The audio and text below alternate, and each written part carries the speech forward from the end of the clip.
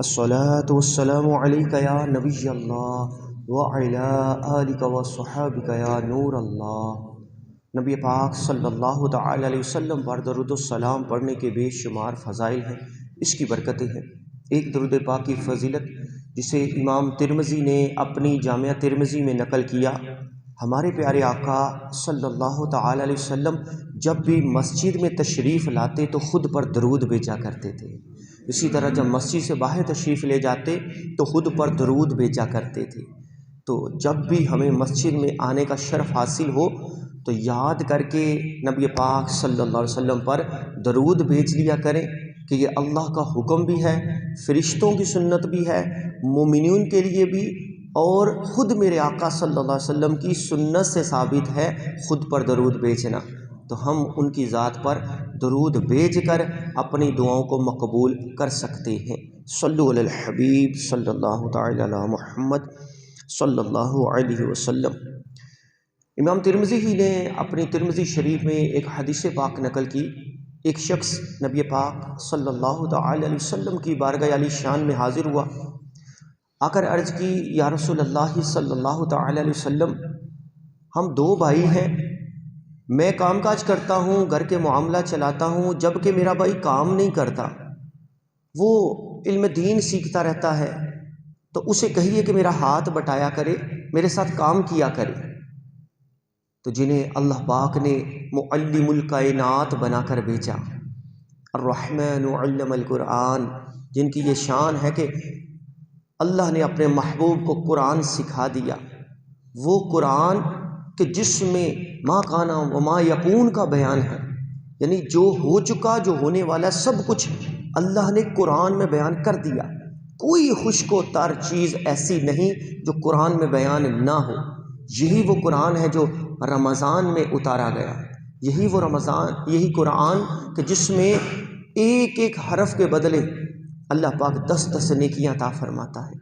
और मेरे आका सल्लल्लाहु अलैहि वसल्लम की हदीस पाक के जिसने अलिफ लाम मीम पढ़ा उसके लिए 30 नेकियां हैं, क्योंकि मैं नहीं कहता कि अलिफ एक, लाम एक और 3, ये अलग अलग हरूफ और इनके इवज़ 10-10 नेकियां, एक हरफ को पढ़ने के बदले 10 नेकियां मिलती हैं। इस हदीस पाक की तफसीर जब मुफ्ती मुल्ला अली कारी रहमतुल्लाहि ताला ने बयान की ना, तो आपने फरमाया कि अलिफ लाम मीम ये 3 हरूफ हैं, जब इनको खोला जाए तो इनके आगे अलिफ में देखें, अलिफ और लाम और फ़ा 3 ये, आगे लाम अलिफ और मीम 3 ये 6, और आगे मीम या और मीम 3 ये, इनमें 3 नहीं बल्कि 9 हरूफ हैं और 90 नेकियां मिलती हैं। अल्लाह इससे भी चाहे तो जितना मर्जी बढ़ा दे। यह है कुरान का एजाज़, इसके एक हरफ के बदले 10 नेकियां हैं। और कोई खुश नसीब जिसने एक दिन में या नमाज में चंद आयतें पढ़ ली, वो भी रमज़ान में, क्योंकि इसमें नफल का सवाब फ़र्ज़ के बराबर और फ़र्ज़ का सवाब 70 गुना हो जाता है। तो जिसने इस रमज़ान में कुरान पाक की चंद आयतें पढ़ी तो उसका अजर कितना होगा। फिर नमाज में गैर नमाज के अलावा, यानी नमाज में कुरान पढ़ना अलावा से ज़्यादा फजीलत वाला है, इसकी नेकियां भी ज़्यादा हैं। और जो खुश नसीब 5 वक़्त की नमाज़ पढ़ते हैं, किरात होती है उसमें, अब 2 नमाज़ों में हम सुन नहीं सकते, लेकिन अंडरस्टूड है कि इमाम साहब किरात करते हैं, उसका भी अजर मुक्तदी को मिलता है, क्योंकि वो भी तो जमात में शामिल है। इसी तरह नमाज तरावीह में जो हाजिर होते हैं, पूरा रमज़ान कम से कम 1 मरतबा कुरान पाक ख़त्म करना सुन्नत मुक्कदा है, तो वो उसमें भी कुरान सुनते हैं। इसके अलावा भी बुज़ुर्गों का अमूमन मामूल होता है कि ये फ़ज्र में तिलावत कुरान ज़रूर करते हैं, फिर सारा दिन उनका खुशगवार गुज़रता है, क्योंकि जिस काम की इब्तदा अल्लाह के नाम से की जाए वो बरकत से खाली नहीं होता, बल्कि वईदे हैं कि जो काम अल्लाह के नाम के बग़ैर शुरू किया जाता है वो मुकम्मल नहीं होता, उसमें बरकत नहीं होती। तो ये वो कुरान है कि जिसकी फ़जीलतें अगर बयान करते चले जाएं तो ज़िंदगियां ख़त्म हो जाएं, लेकिन इसकी फ़जीलतें ख़त्म ना हो, क्योंकि ये अल्लाह का कलाम है। और इसी के बारे में अल्लाह ने फरमाया, ज़ालिकल किताबु ला रैब फ़ीह, इस कुरान में असलन कोई शक नहीं, और शक कैसे हो, क्योंकि इसकी हिफाजत तो अल्लाह के ज़िम्मा करम पर। इन्ना नहनु नज़्ज़लना ज़िक्रा व इन्ना लहू लहाफ़िज़ून, हमने इस कुरान को नाजिल किया, हम इसके मुहाफिज हैं। इसमें किसी ज़ेर ज़बर पेश का इजाफा या कमी नहीं हो सकती, क्योंकि ये अल्लाह का कलाम है। तो इस रमज़ान में ये कुरान तशरीफ़ लाया, और रमज़ान के आने का मकसद अल्लाह पाक ने फरमाया कि लअल्लकुम तत्तकून, तुम परहेज़गार बन जाओ। कुरान भी लोगों के लिए शिफा है, हिदायत का सरचश्मा है, और रमज़ान में आना ये सोने पे सुहागा, यानी बरकतों पे बरकतें। इसकी 27वीं को अल्लाह पाक ने कुरान पाक उतारा, पहले आसमान दुनिया, फिर वहाँ से बतदरीज ज़रूरत के मुताबिक दुनिया में नाजिल होता रहा। कमोबेश 23 साल के अरसे में ये नाजिल हुआ। जैसी ज़रूरत थी उसके मुताबिक ही अल्लाह पाक का कलाम आता रहा। तो कुरान से बेहतरीन किताब कोई नहीं। हिदायत अगर किसी ने लेनी है, सुबह सुबह कुरान पाक खोलें, एक दो आयत भले पढ़े लेकिन समझ के। बाज़ लोगों का मामूल होता है कुरान पढ़ना, लेकिन दुरुस्त तलफ़ुज़ मखारिज के साथ नहीं। तो अल्लाह पाक फरमाता है कि इसी कुरान के ज़रिए लोग गुमराह भी हो जाते हैं और इसी के लिए हिदायत पा जाते हैं। तो अगर कोई दुरुस्त तरीके से पढ़ेगा तो इंशाअल्लाह कुरान उसे अपनी बरकतों से ज़रूर नवाजेगा। क्यों? ये मेरे रब का कलाम है, और अल्लाह का कुरान भी सच्चा, मेरे मुस्तफ़ा का फरमान भी सच्चा। तो जब वो शख्स ये अर्ज़ किया ना उसने कि या रसूल अल्लाह, मेरा भाई मेरे साथ काम काज नहीं करता, मुझे मुशक्क़त में डाल दिया हुआ है, मैं दिन भर काम करता हूँ, घर के मामला देखता हूँ, ये इल्म दीन सीखता रहता है। तो मेरे आका सल्लल्लाहु तआला अलैहि वसल्लम ने फरमाया, मुझसे अपने भाई की शिकायत करने वाले, हो सकता है कि अल्लाह उसकी वजह से तेरे रिज़्क़ में बरकत देता हो। इल्म दीन की बरकत यूँ मेरे आका सल्लल्लाहु तआला अलैहि वसल्लम ने बयान फरमाया। साथ ये भी तो इरशाद फरमाया था ना, तालिबुल इल्मी फरीदतुन अला कुल्ली मुस्लिमिन, इल्म हासिल करना हर मुसलमान पर फ़र्ज़ है। इसमें मर्द औरत दोनों शामिल हैं। यानी जो बालिग होने वाला है ना, उसको चाहिए कि पहले वो उस पर जो अहकाम फ़र्ज़ होने वाले हैं वो सीखे। जैसे नमाज है, रोज़ा है, अगर साहिब निसाब है तो ज़कात के मसाइल सीखे, अगर मालदार है, साहिब इस्तिताअत है तो हज उम्रा के मसाइल सीखे। बाज़ दफ़ा ऐसा होता है कि इंसान इल्म नहीं सीखता, गुनाह में पड़ जाता है। इसीलिए फरमाया गया कि 7 साल के बच्चे को नमाज का हुक्म दो, 10 साल के बच्चे को नमाज मार के पढ़ाओ, यानी वो शदीद नहीं, हल्की फुल्की उसे तादीबी, यानी उसको समझाने के लिए, ताकि ये बालिग होने से पहले पहले कुछ ना कुछ नमाज का तरीका, उसके अहकाम सीख जाए। देखिए, जब तूफ़ान आना होता है ना, तो उससे पहले बंद बांधा जाता है। तूफ़ान के आने के वक्त या बाद में बंद नहीं बांधा जाता, वो किसी काम का नहीं होता।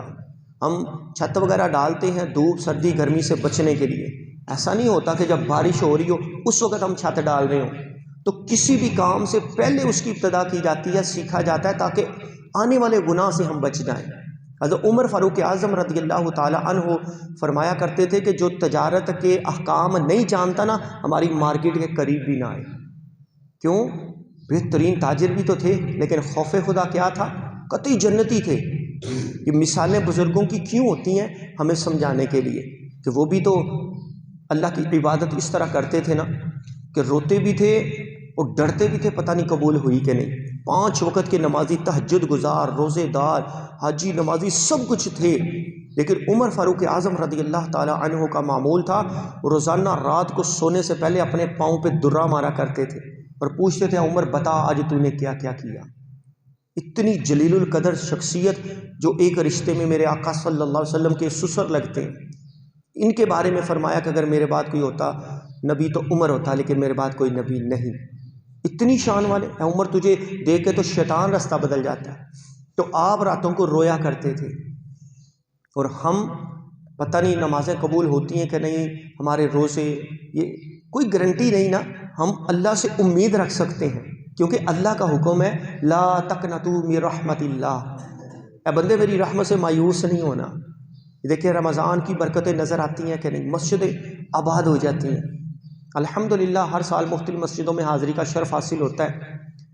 तो शुरू में यकीन करें कि जो पीछे जूते होते हैं ना, वहाँ तक सफ़े देखिए, और फिर आहिस्ता आहिस्ता नमाजी काम होते चले जाते हैं। क्यों होता है ये ऐसा?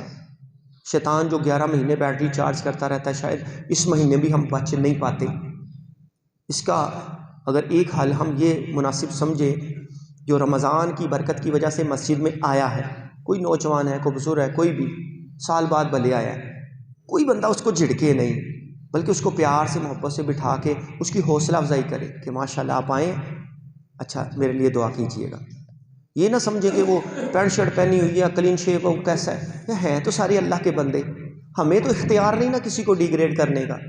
किसी को प्यार से मोहब्बत से बिठाए तो सही, दीन का रंग उस पर चढ़ जाएगा।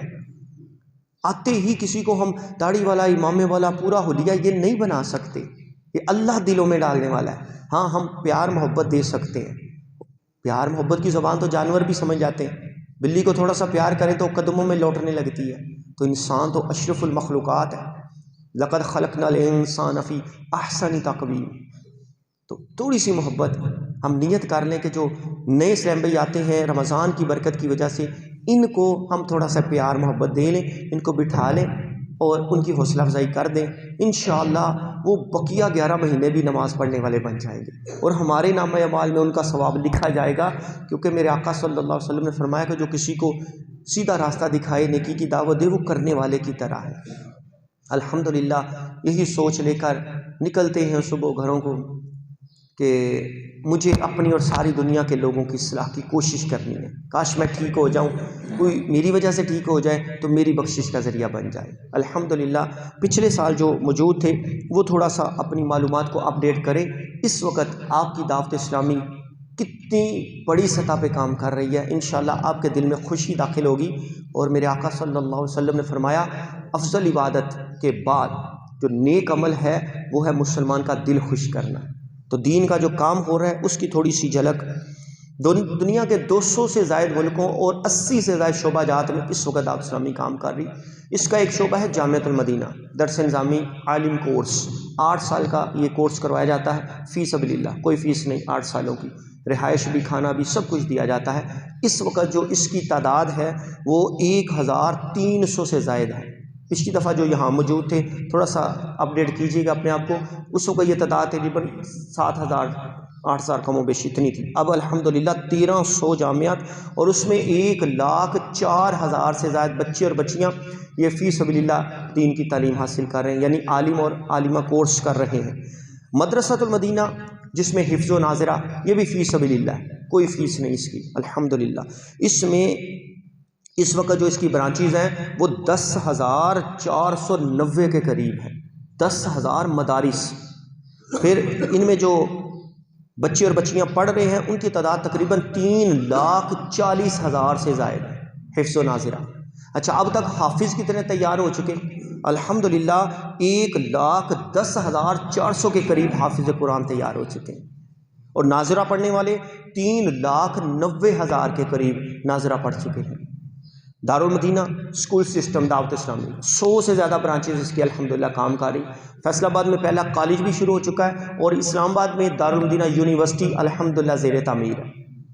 खुदामुल मसाजिद जो मस्जिद तामीर करता है वो शोबा, साल में 365 दिन होते हैं, लेकिन अल्हम्दुलिल्लाह आपकी दावत इस्लामी साल में 600 से ज़्यादा मस्जिदें बना रही है सालाना की बुनियाद पे।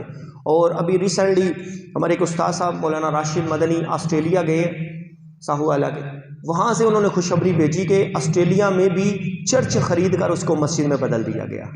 इससे पहले जर्मनी, यूके, इटली में चर्च खरीद कर उनको मस्जिदों में बदला गया है। मतलब वो लोग इतने गाफिल हो चुके हैं, अपने इबादत खानों में नहीं जाते, वो वीरान पड़े होते हैं, फिर वो उसको बेच देते हैं। हमें तो कोई तसव्वुर भी नहीं कर सकता ना मस्जिद को बेचने का, क्योंकि इसकी मिल्क ही नहीं होती। लेकिन वो लोग इतने गाफिल हो गए। और तसव्वुर करें कि कल तक जिस जगह पे कुफ्र और शिरक की बातें होती थी, आज अल्लाह और उसके रसूल का नाम लिया जाता है। वहाँ पे नमाज और जुमा वगैरह। कंजुल मदारस बोर्ड जो एमए की डिग्री जारी करता है, इस साल 80,000 से ज़ायद तलबा ने इसके तहत इम्तिहान दिया है अल्हम्दुलिल्लाह। अच्छा, मज़ीद जो इस साल की नई खुशखबरियाँ हैं, मदनी होम जिसको लोग यतीम खाना कहते हैं, दावत इस्लामी ने कराची में पहला अपना मदनी होम शुरू कर दिया है। यतीम खानों में जो गरीबों लाचारों के साथ हालात जो बनते हैं वो आप समझ सकते हैं, लेकिन इंशाअल्लाह उस मदनी होम में, उस यतीम खाने में ऐसा सलूक नहीं होगा, बल्कि खौफ खुदा वाले वहाँ पे लोग होंगे। फिर Madani health care centre, Dawat Islami का अपना हॉस्पिटल कराची में शुरू हो चुका, अनकरीब पूरे मुल्क में इसकी शाखें होंगी। उसकी खसूसियत क्या है? औरतों का इलाज अलग होगा और वो औरतें ही करेंगी, मर्दों का इलाज अलग होगा, वो मर्द ही करेंगे। अमूमन हॉस्पिटल में लोग परेशान होते हैं तो आपस में मिक्स हो जाते हैं, ये शरीयत के ख़िलाफ़ है। इंशाअल्लाह शरीयत को सामने रखते हुए मरीज़ों का इलाज किया जाएगा और बिल्कुल मामूली कास्ट पे, ताकि हर बंदा उससे मुस्तफ़ीज़ हो सके।